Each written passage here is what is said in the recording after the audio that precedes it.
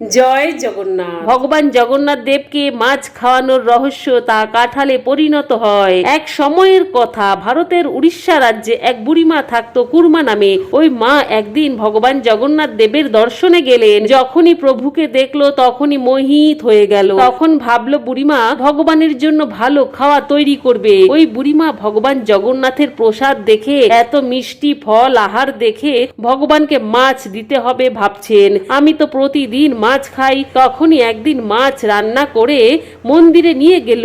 তখনই পূজারীর নাকে গন্ধ আসতেই পূজারী রেগে বলছে, তোমার এত সাহস কোথা থেকে আসে? আর যখনই পূজারী বুড়িমার থলি খুলছে তখনই সব মাছ কাঁঠালে পরিণত হয়ে যায়। তখন সবাই মিলে ভগবান জগন্নাথ দেবকে কাঁঠাল প্রসাদ দিল আর ভক্তরা সবাই কাঁঠাল প্রসাদ আস্বাদন করলো। ভগবান জগন্নাথ দেব ভক্তি প্রেম দেখে। জয় জগন্নাথ।